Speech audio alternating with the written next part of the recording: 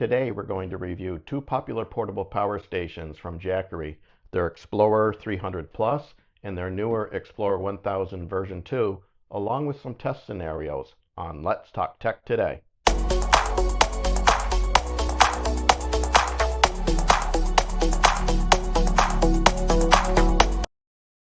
Hi everyone, Mike here.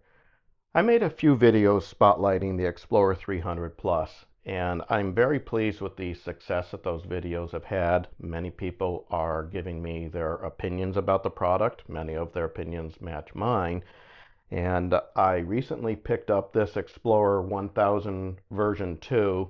This was released last year, and in December they actually had a heck of a deal on this. I was able to pick this up for $350 on Amazon, and I knew it was a no-brainer to pick up a unit with all the capabilities of this.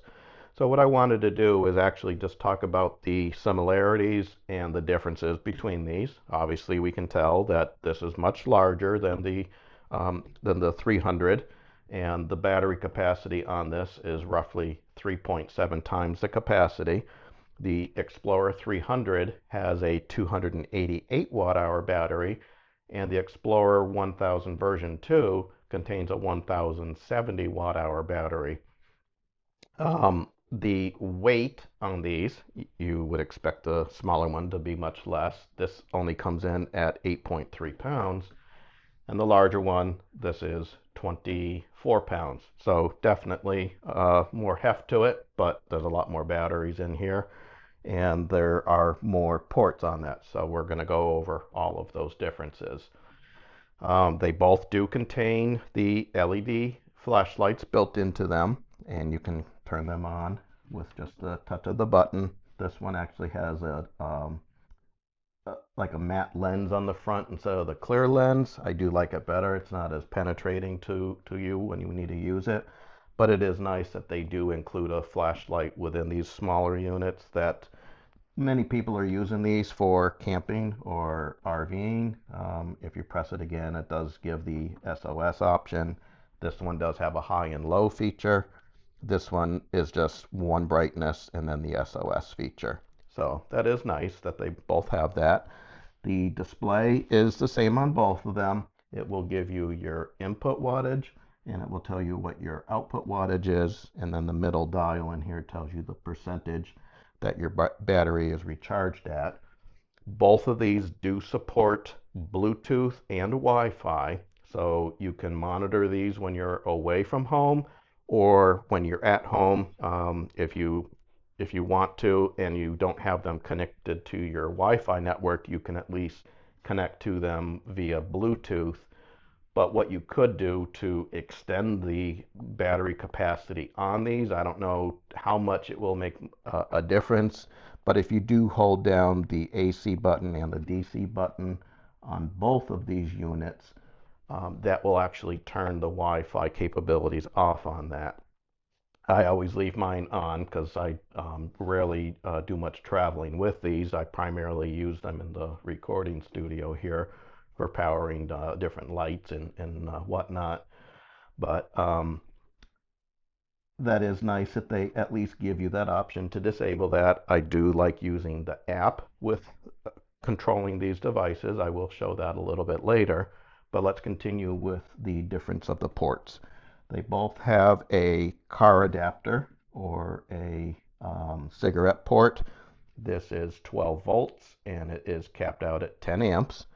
And many people are saying they wish that they would increase the capacities of these beyond 10 amps. They technically can't do that.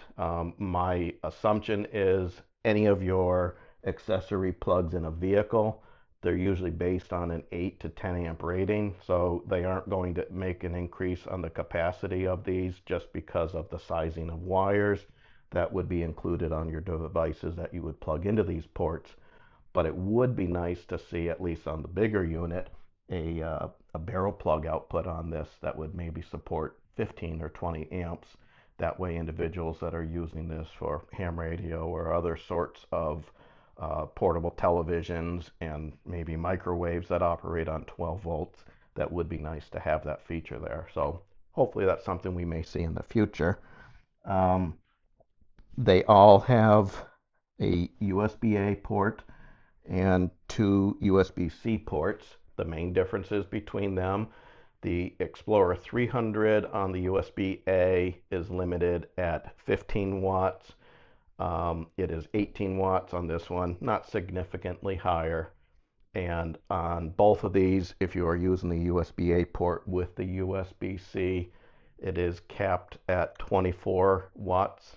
I know it's definite for this one. I'm not certain with this particular unit if there is the capping, because the USB-C ports are different between both of these devices. The Explorer 300 Plus on the USB-C port, one of them is an output only at 100 watts, and the other one is bidirectional. And this is how you recharge using solar panels or in a vehicle.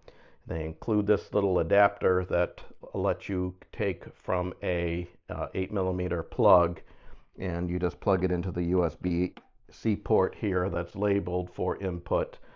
A lot of people, including myself, do not like this design because this is not that sturdy of a device, very easy to break, considering that you have the weight of a cable that is past this point. Whereas this model does support, there are two barrel plugs on the side, and we'll get in a little bit more in depth on that as we go along the specifications. But I really wish that they would include at least one barrel plug on the side. On the Explorer 300, there's just the AC plug in here, and I think they are missing out on the longevity of these devices and how people utilize them. I can understand why they went with something like this, but you misplace this, then you can't recharge it without getting a replacement adapter, and it just seems like a illogical design on that. Um, but on this particular unit, on the 1000 version 2, these are not bidirectional USB-C, and the one is 100 watts and one is only 30 watts.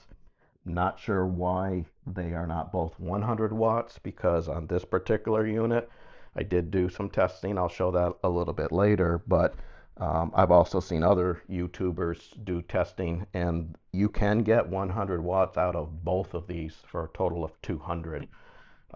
That is something you can't do on the larger unit, and not really sure why they do that. So that's just something to keep in mind if you have any high demand needs.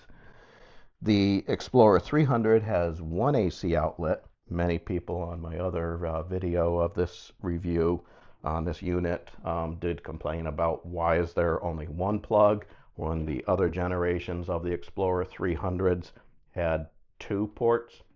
Again, I don't understand why they would remove one. It would be nice to have two. They at least have three ports on the 1000, so that is a definite plus on that one. And price wise, between the two, since I got a heck of a deal on this, I definitely would prefer two of these as opposed to one each of these. The weight isn't that significant more compared to this one, and traveling, it's not that much bigger. So if I ever see this down at the $350 price again, I would definitely pick up another one. Probably would even replace this Explorer 300 with it. And I highly recommend to any of the viewers that if you ever see this down discounted again at $350, that's a steal. Definitely don't even think twice about it. Go out and buy that automatically. So some of the other specs on this that I wanted to go over. This, by the name, this is the Explorer 300. The output on the AC is 300 watts, and it does have a 600 watt surge. On the Explorer 1000, since you have the three ports, you have to keep in mind that the max is based on all three of these ports, not each of them individually, but it is limited. You have 1500 watts of continuous with a 3000 watt surge. I'm not going to go into any depth in testing with AC devices. There's plenty of other YouTubers out there that use heat guns and portable heaters and microwaves and whatnot that you could watch that at.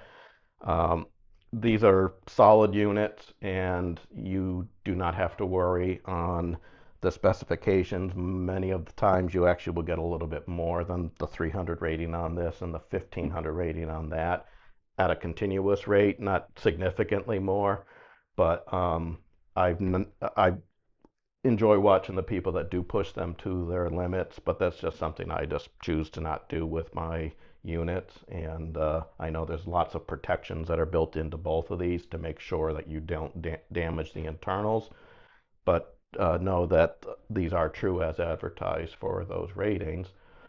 Um, Charging in a vehicle. Because this one has to use the USB port, you are limited on that. I do have another video on how I recommend recharging these, and I do have another new one that I will be posting soon because there is a new product that I found that is actually better than the previous review that I did on methods of recharging this, and it is nice to see that as technology is advancing very quickly, just in the 6 months since I did that last review, there's a better product now that I recommend. So I will be posting that shortly. With the version 1000, all you use is a cigarette plug direct to the barrel plug in here. That's the only way that you can recharge that. Um, so you could go, if you had one of these newer inverters that many of the companies are selling, you could exceed and you could go to roughly 400 watts on this one, which is the maximum solar input. But on a car cigarette port, the maximum you're going to get is around 100 watts.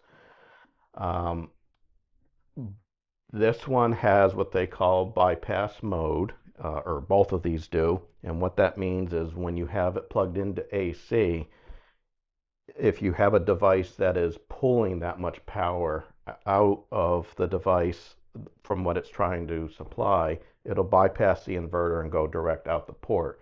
So if you have a 300-watt device plugged into this and you have it plugged in as well, say you're using this as a backup unit for your PC, you really wouldn't be charging any of the battery because all 300 watts would be going out of the port. But anything that you have, as you decrease that, say you have 150 watts as a draw, then you have 150 watts that would be going towards the battery. But the maximum that this recharges, and let me get the plug that I have here set on the side. This one, if nothing else is plugged into it, the maximum that you will get from the wall is 200 watts. So as this is ramping up here slowly, it does take a second or so to negotiate, but we are 201 watts. So that is as exactly as advertised, and I will show you later on the phone app of a few different settings you can do. There aren't that many settings you can change with the Explorer 300. With the 1000 unit, there definitely are more. Um, the output or input on this one, let's see, it varies because there are multiple settings on this, but typically you should see about 600 watts to 800 watts on the recharge if you have it set on the maximum usage. I will show in a minute here with the app of the different methods that you can change this to, but this one has a 1500 watt pass through. So that's the maximum that you have on your ports on the front, same as this one that's maxed at 300. You can pull 1500 watts through this to go direct to the outlet, but you can't recharge the battery at 1500 watts. The most I've ever experienced myself is 1100. I have seen a few people at 1200 watts. I'm not sure what the determinations are that's built into the inverters on these, but I know that it will check where the battery capacity is at, what the temperature of the unit is, possibly the ambient temperature that the unit is situated in, and that will determine the rate that this would recharge at. Right now you can see it's recharging at the 600, which is typical. And you don't want to supercharge these unless you are in an emergency situation where you need to recharge it quick, because that will help with the longevity of the batteries on both of these. The batteries in both of these are lithium iron phosphate, and any of the units that Jackery sells, whether it has a V2 at the end or Plus series, they are all lithium iron phosphate. They are the only units that I would recommend purchasing. Any of their other products like the 3000 Pro, the Explorer 500, and the predecessor to this, the Explorer 300, those are lithium ion only batteries. They are not lithium iron phosphate, and the number of recharge cycles that you have on that and the overall life of the unit is much less. So I would recommend that you stay away from any of those three. I'll list it in the descriptions of the ones to avoid from, unless you can get it at a ridiculously cheap price or somebody wants to give you one. Then by all means, they're not bad, but I wouldn't be investing in something that is not lithium iron phosphate these days. Um, One thing to keep in mind with these as well is you need to, if you are going to be storing these away for emergency purposes, which I really don't recommend. I've said it in other videos that I've reviewed of these and other portable power stations from other manufacturers. But if you're buying these things, make use of them somewhere in your house on a regular basis. Don't just charge them up and throw them in a closet and hope that you'll be good when an emergency comes. All manufacturers recommend that you at least cycle them every 3 to 6 months, both for the battery health, but also to make sure that your warranty isn't voided. If you charge this up and you stick it in a closet and you don't touch it for 2 years, odds are your battery is going to deplete itself. And even though you do have, these both are a 3-year warranty, but if you register it online when you purchase it, they will extend the warranty to 5 years. They call it the 3+2.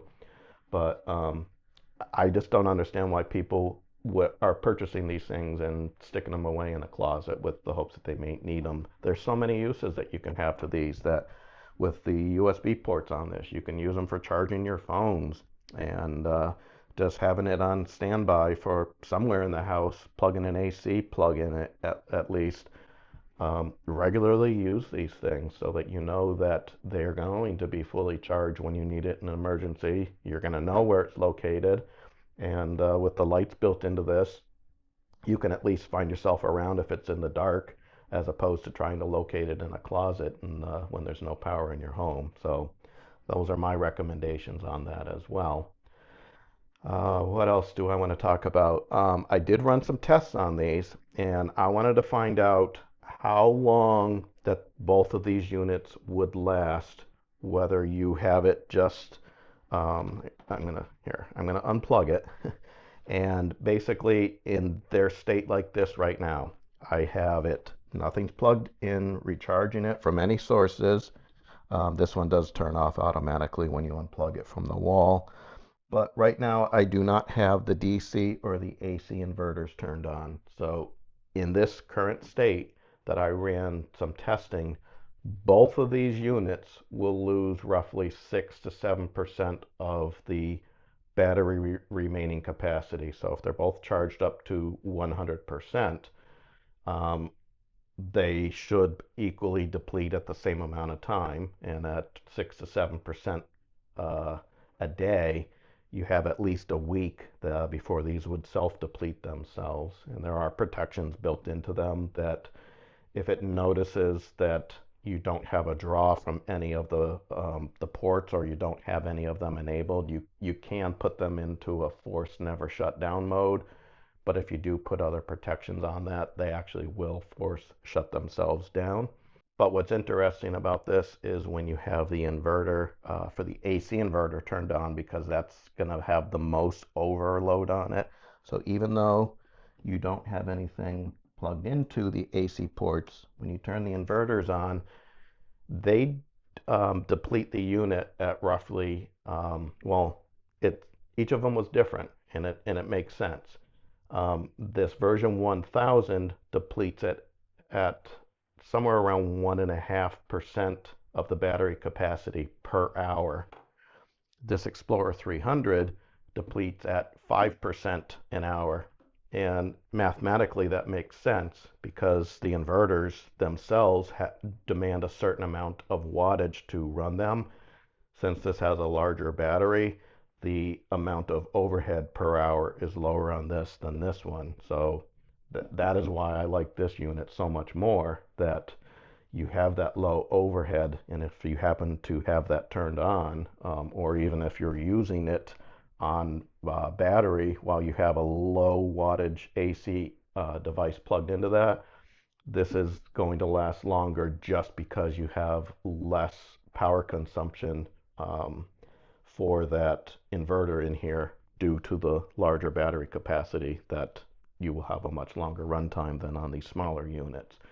So where should somebody start? I I do like this unit.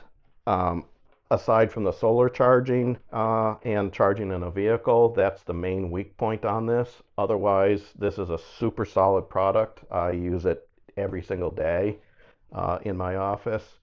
And this larger unit, just because even if it was the same capacity as this one with the added ports, and even if it was a little bit bigger, that is the route that I would go. But in this format, it's not much larger. You have more than 3 times the battery capacity. You have the ability for solar charging, the 3 outlets on the front, and the price that I was able to find it at. This was a no-brainer. This is almost where I would tell people to start, unless weight is a limiting issue for somebody to be able to lift something up at 24 pounds versus 8 pounds. But these are both great starter units for somebody to have if they're looking into Jackery products. Um, I already did mention that having to use this device for solar charging, you are limited to, if you use Jackery panels, they're going to be built to work with them. They're either their Solar Saga 100 or 200 watt panel. The 200 watt panel will work on this, but you will only get a maximum of 100 through that. So you can use any aftermarket products, solar panels on this, but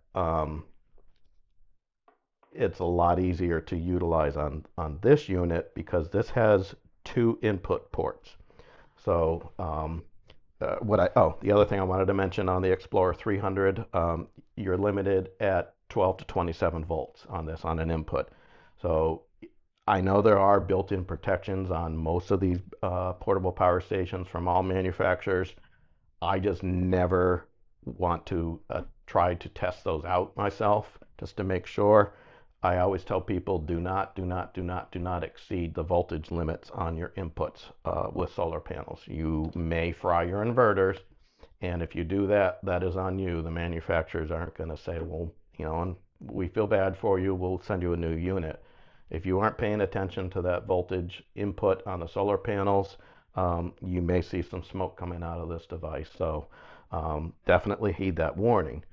But they did make it a larger capacity on this. And what's nice, there's 2 ports. So you basically have 2 sources that you can provide to this using the barrel plug connectors as opposed to an MC4 connection, or using an XT60 like many other manufacturers use. They pretty much do it this way to make it simple with their Solar Saga panels. So you could put 200 watt panels on this. Each port allows you to get 200 watts, so you can get a maximum of 400 watts into this unit. But they're doing a little trickery here with these ports. So if you have anything plugged into these that are between 12 and 16 volts, the maximum that you can get is 8 amps. And it doesn't matter if you have 2 of the same plugged into them from 2 different sources, it's still going to be maxed out at 8 amps for both of them. So you're basically would be getting 4 amps each. And I am going to show that a little bit later on some testings, just to let people see how you can do that. But if you are using some different solar panels from other manufacturers, if you are between 16 and 60 volts on each of these, then you have the ability to go up to 10 and a half amps on each port. Keep in mind that there is the limit of 200 watts, so you aren't likely to be seeing, you're not going to see 10 amps at 60 volts. But if you are at 17, 18 volts, yeah, you will see that because you'll be under that 200 watt limit of each one. So that is nice that you do have two sources of input. So you could have two separate panels or two different solar arrays that you could use as an input. But the 200 watt for each one, it is a little low. I wish it was a little bit higher, but I do understand for a 1000 watt hour battery that that is just built around the size of the unit. So that's something to keep in mind as well if you are planning to use this when you're away from a home where you want to use some solar charging. This one again offers a lot more flexibility compared to the Explorer 300. Um, and I did mention earlier about the charging on this that from the AC input, it there is no definitive number to say this is what you will get on an AC recharge because it just checks where the current state of the battery is and the temperatures. And I've even noticed it when I'm recharging it that it may show 600 watts when nothing else is plugged into this. Sometimes it shows 800 watts. There's nothing that I can do to replicate that scenario. It just happens to be where is it at its current state while we're doing that. One other unit that does exist, and they actually, Jackery just came out with it, is their Explorer 2000 version 2. It's slightly larger than this, but basically everything is the same about this unit other than being slightly larger. It's 40 pounds versus 24 pounds. All of the specs are identical to the 1000 unit, for the exception of the battery capacity is roughly double. It's 2042 watt hours versus 1070.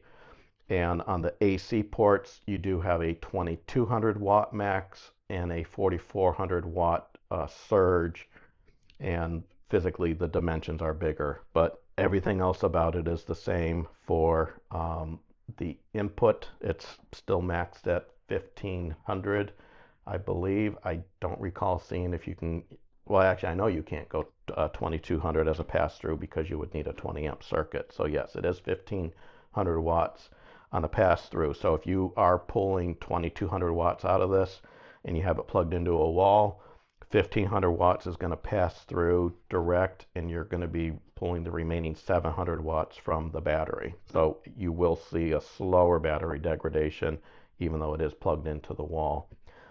Solar is the same on both of those units. And last December, that 2000 version 2, Jackery did make that available for it was $800 on sale, roughly a little more than double the price of this one. But if somebody wants more battery capacity, the 2000 version 2 is something definitely to look at and consider. I did consider purchasing one at the time when I did get this one, but my recommendation is once you need to go beyond the 1000 watt hour that this unit has. This the version 2 and this smaller unit here, they are not expandable, so you cannot connect another battery to this like Jackery has for some of their other series. The only way that you can get that is in their other Plus series that they have with the larger units. So the 2000 Plus and their new 5000 Plus, they do have add-on batteries that you can put on that. And that would be my recommendation. Instead of going to the Explorer 2000 version 2, I would recommend paying a little bit more and getting the Explorer 2000 Plus that does give you the ability to add on another battery onto this. And it also has a little bit more output on the AC outlets on the front. So if you want to get really serious with one of these and you're going to start approaching the $1,000 price tag, I definitely would recommend if you're going to do that. Most of the manufacturers now, once you get into these units that are larger than 1,000 watt hours, do have some sort of an expansion abilities. And I just honestly don't see the 2000 version 2, especially at 40 pounds, being something that people are going to be lugging around as a portable unit that once you approach that 50-pound rating, likely you're going to use it as a permanent installation in a home or an RV. So something further to think of. One thing that I did want to just point out here, unrelated to Jackery, but looking at the dimensions of these, this Explorer 1000 is 9.7 inches tall. It's 8.8 inches deep, and it's 12.9 inches wide. They use their depth and their width backwards on their website. But and then this Explorer 3000 or 300, this is 6.6 inches tall, 6.1 inches deep, and 9.1 inches wide. But I did want to mention a company that I did some testing a few months ago using DC clamp meters and EMF sensors. They actually have a sister company using tape measures, and it's called the Inkerma, Inkerma. I will include a link to that. And they just wanted me to show this as a product to people. It has a regular tape measure that goes out to 16 feet. It's triple riveted here, which is really nice, very well built. And it also has a laser built into it that will let you go 130 feet. So I know that this device is 9.7 inches tall. So what I'm going to do, and I have this set for the height of this, when you use the laser on this particular tape measure, it goes from the edge of the tape measure to the back of the device, not to what is visible on the tape measure. So by setting this here, and I just push the button on it, let it turn on, you can see the laser spotlighting there on the desk. Push it again, and it is telling me that it is 9 and 15 sixteenths of an inch tall, and this is 9.72 inches tall, I believe, is what the true specs on this. So let me just get that one more time. Yeah, and it's still coming in at the same number. So it's within a 16th of an inch on the measurements of these. So um, I will include a link on this. I want to thank them for sending me this product to use. I actually been using it a lot around the room because any of the different products that I get in. I'm going to show you some cables that I did a previous review on from a company called Tonton that we're going to be using for some testing on this. So I was using that to measure the lengths of those cables just to verify that they are true as advertised. So um, this tape measure, I don't know what the exact pricing is, but I will include it on the link. It is plastic in construction. It's not anything super heavy duty, but the fact that it has a pretty accurate laser measurement on this, that is something to let you consider. I'm going to get some of the other products now on the table. We're going to do some testing, and then we'll do a follow-up and review at the end. And hopefully you guys will like what I'm going to demonstrate. All right, so I have the original Explorer 300. This is actually the version 2. I have a video that I did a year ago where I compared all three, the original version 1, the version 2, where this allowed bi-directional USB-C charging, and then the Explorer 300 Plus. I no longer have the version 1. I gave it to somebody just because it didn't have the bi-directional support, and I felt that somebody could use it, so I was kind enough to give that to them. Um, and if you want to know more about this, you can look at the video that I posted last year. I'm not going to go into details on specifications on that, but What I did here is I have a USB going to another unit that I have under the desk. And what I wanted to show here, that if I plug into the one port, this and the unit under the desk both only allow a, I may have these backwards. Let's see here. Oh, not that one.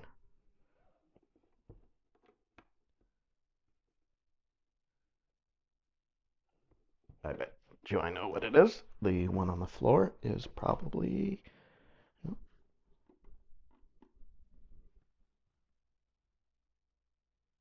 there it goes. I had the one on the floor. Unfortunately, I had to actually unplug it and plug it into that one to initiate it. It wouldn't do it from the source side. So this is showing 59 watts on the output. And if I plug in this other one, and this will help to simulate the 100 watts each that people are saying that they can get on this. And I may have to do it on this one too. There we go. Hmm.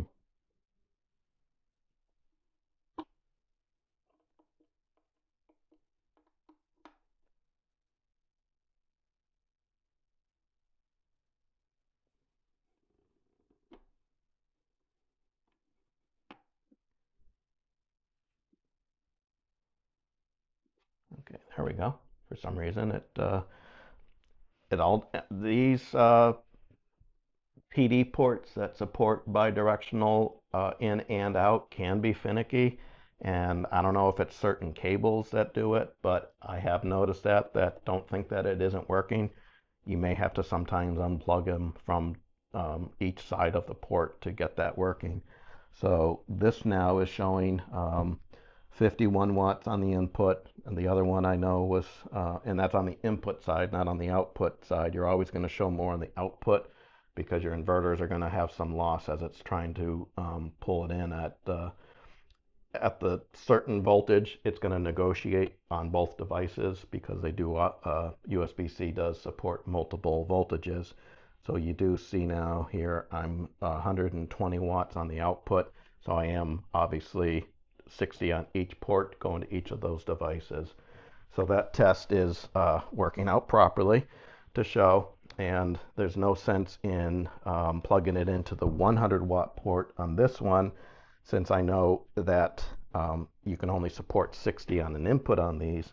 So what I'll just, some all possible combinations we're going to go for here. I have this on 30 watts as the in the 30-watt port, and now this one here is showing 26 watts on the input. So any combinations here that I can come up with, I am going to show. I'm not going to use USB-A since that's capped at the 18 volts, and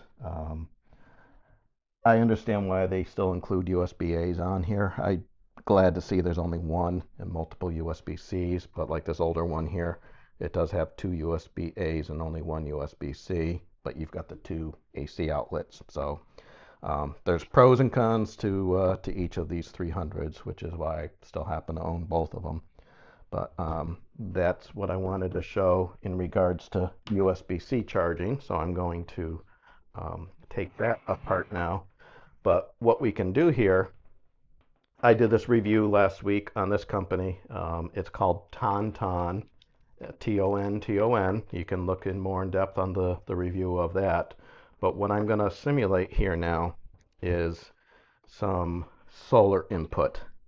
So if we have this in a 12 volt output, and all of these Tonton cables include the adapters, and what's the reasoning for that is your early generations, and we can actually just plug this into here. The original generations of Jackery, they supported the 8 millimeter plug that was the 7909, and that meant that the outside of the barrel plug is 79 millimeters and the center pin is only 9 millimeters. So right now, this is saying that I'm getting 76 watts on an output and 74 in the input on that. And again, that's due to the way that the inverters on these are negotiating. It's probably not negotiating at a full 12 volts or if it is, it's only limiting it to probably 8 amps. But if we plug it into this device, the newer Jackery units, they're using a 80-20 barrel plug. And what that means is the outer part of this is 80 millimeters and the center pin is much thicker, and that is 20 millimeters now, probably due to the fact that more power is being able to be used on them, so they did have to increase those. But all these Tonton cables include the adapters connected to them, so you just push the two adapters together, and then what you do here is you just plug it into one of the two solar ports on the side, and what we will see here is I am pulling 91 watts in, and this is showing 88 on the output, but I never go 100% with what these are registering. They're pretty much like a more of an estimate than a true number. But what I want to show here, and this will be another way, this is actually the car charger that came with the Explorer 300, because it's this only supports the barrel plug. So what I'm going to do is plug into this one. And since this does not have, this has the 7909 8 millimeter plug, and you will see many people refer to it as 8 millimeter plug because they both are roughly 8 millimeters, but you do have to be mindful when you're buying any accessories that you do have the correct sizing depending upon the unit that you have. And that's what's nice about this, the Tonton cables, is all of their cables include the adapters connected to it. So what I'm actually going to do is cheat and use their 7909 to 8020 adapter that's on this to get this input here. So now we have two solar inputs. So this one should also be giving me, yeah, there we go. That's at full max. So now we're still registering 98 watts. So can anybody figure out exactly why it's doing that? That is because these are 12 volt outputs. So remember earlier when I discussed that the voltage input on this, if you are between 12 and 16 volts, 8 amps is the maximum that you can get. So even though I have two different sources, it's actually taking the power from half of each of these.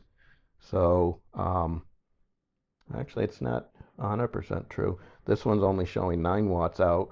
This one's 88 watts out. So it's not doing a true 50-50 for these, but the maximum that this can draw is the 8 amps. So if these were 24 volts, then we should see 200 watts. So the first time that I did this, it actually got me to think, it's like, wait a minute, I should be seeing 200.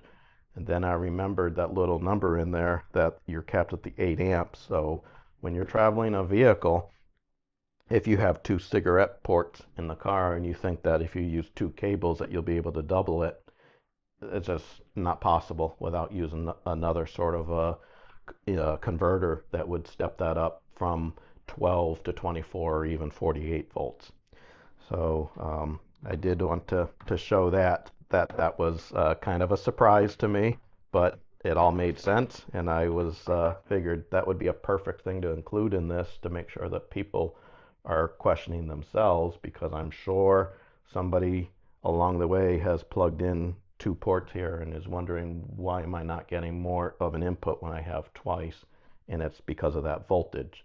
But again, remember, do not exceed 60 volts on each of these. Okay, so the last part that I want to do here now is I just want to show the app.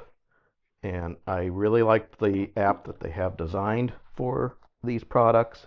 I think it's very well done and easy to navigate through. So what I'm going to do here is I'm going to start a screen recording, so that way what I'm seeing I'm going to overlay so everybody can see it.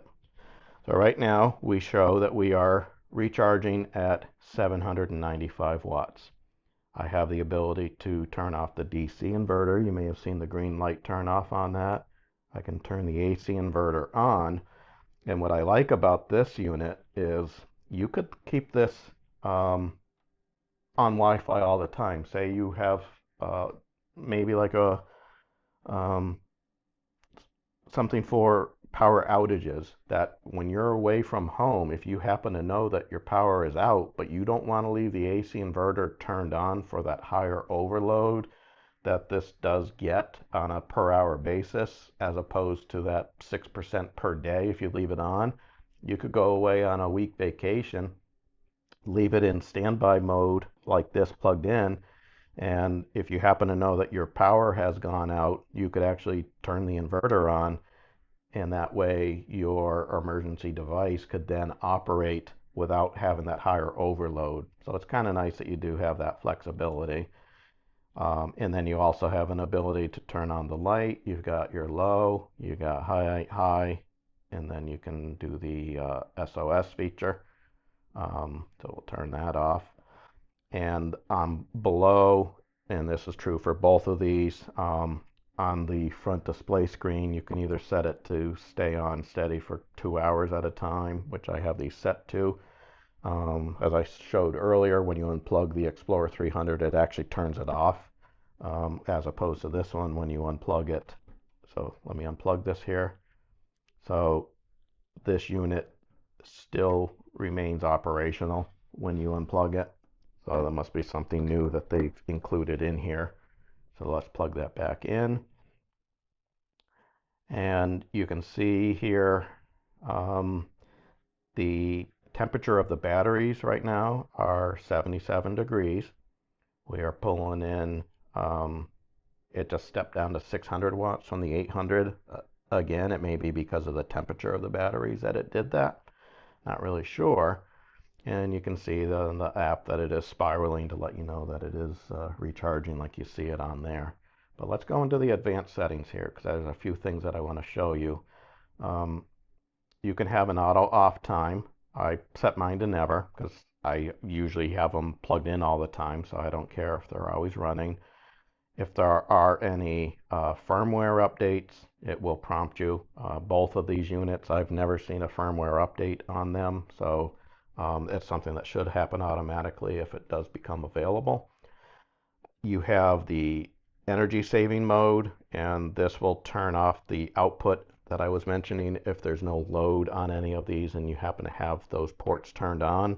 Again, I set mine to never turn on because I'm not concerned about conserving as much battery as possible. But what is really nice here is they have in the battery settings this unit only. I'll show it later on the 300. Well, actually, I think both of these have this. You have the full use, where you can go from the 0 to 100% of the battery capacity. They do have a mode in here where you can put it in battery savings mode, so it'll never deplete below 15%, but it will never charge above 85%. I'm not a fan of that either. I understand the reasoning for that, to increase the longevity for maybe somebody that does live off the grid and you're constantly cycling this of fully charged and depleted during the day. But I leave mine on full use. I figure I paid the money for a 1000 watt hour capacity. I want to use 100% of that. And then you have two different charging modes on this. I leave it on fast charging mode, and that is when it's going to give you the 600 or 800 watts. I've seen some reviews where people saw 1000 watts on that, so it may be when it's colder, but I've never seen 1000. But you can put it in a quiet mode, and what it does is the cooling fans in here go into the slowest speed possible, and it will make sure that this is only at 30 decibels. So that is good if somebody has this on a bedside using it for something like a CPAP, that it's going to be ultra quiet for them. But I leave that on the faster charge because 600 to 800 watts is, to me, not a large surge going in that's going to degrade this and make it unusable. And if I do have a problem in the first 5 years, I'm warranted. But this unit does offer what they call emergency charging, They do recommend that you don't do this too frequently or on a regular basis, but say you have this down at 10% and there's a thunderstorm that's going to be headed your way in the next hour, you can switch this onto emergency charging, and it's going to tell you that it will disable this feature after one time. So I'm going to turn that on, and what it will do is it will actually allow it to recharge at a higher rate.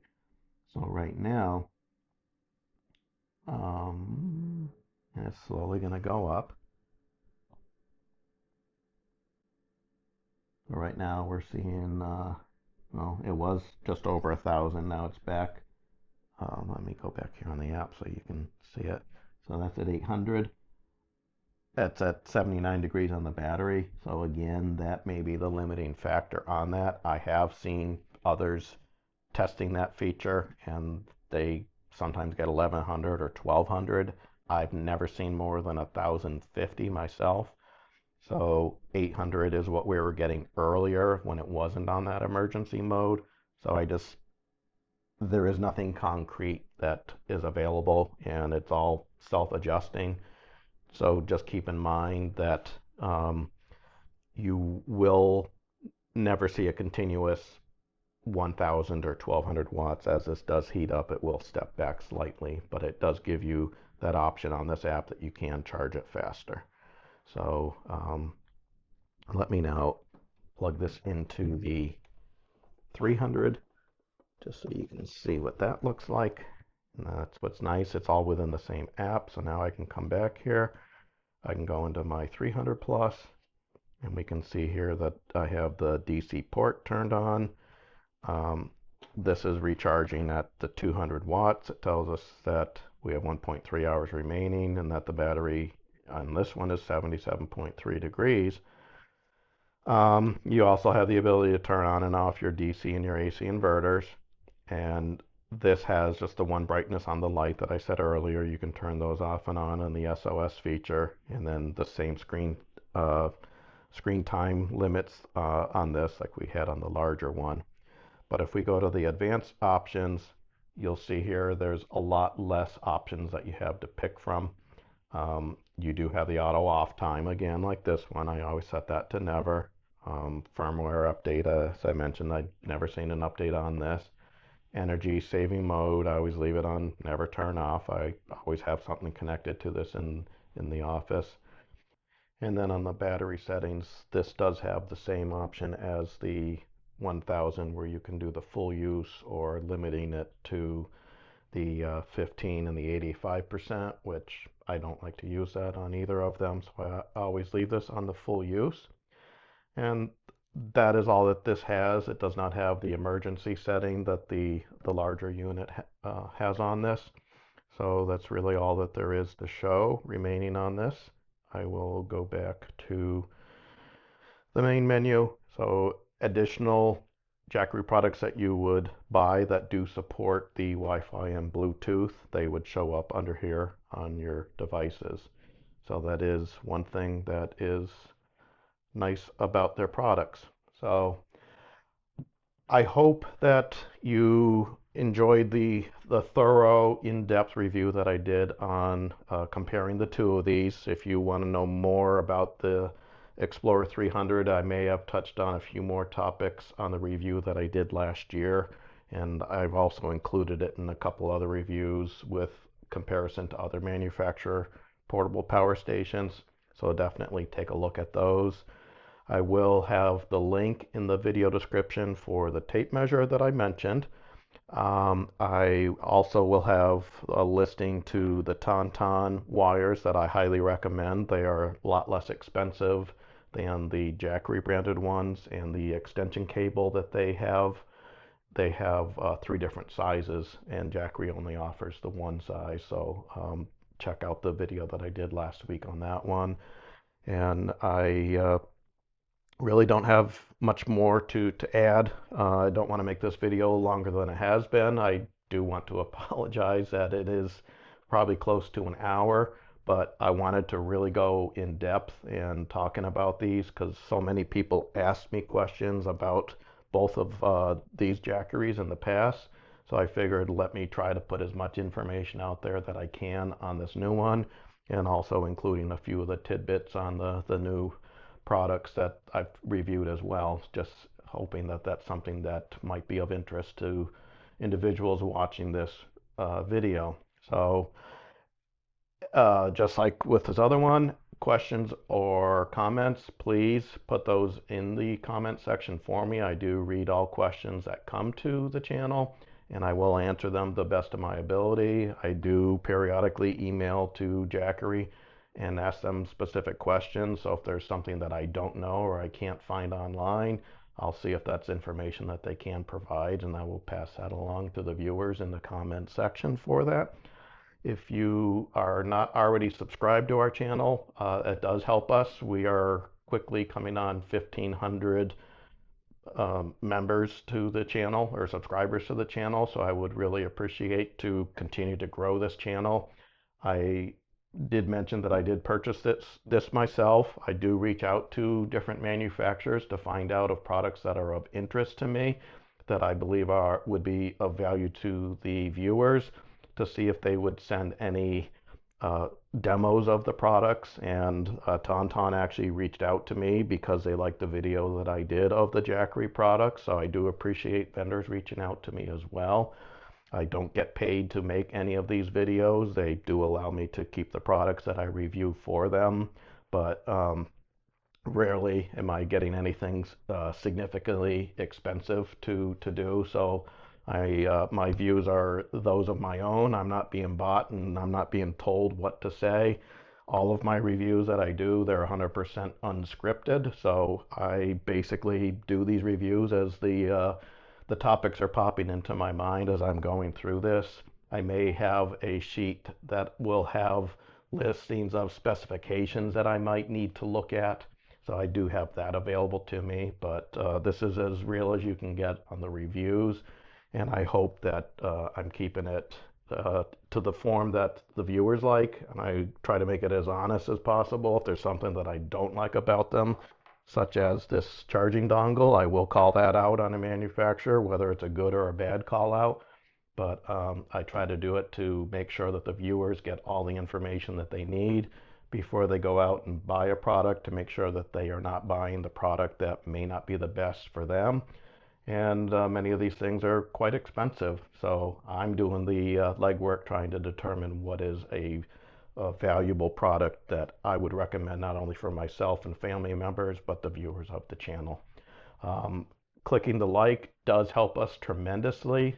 That puts the in the YouTube algorithms, and lets them know that as the viewers are watching these videos, that you appreciate it and that you like the content. So by clicking like, that actually helps to feed the video to other people that are doing searches by Jackery or other topics that would make the video pop up in their feed, so that they can see the content.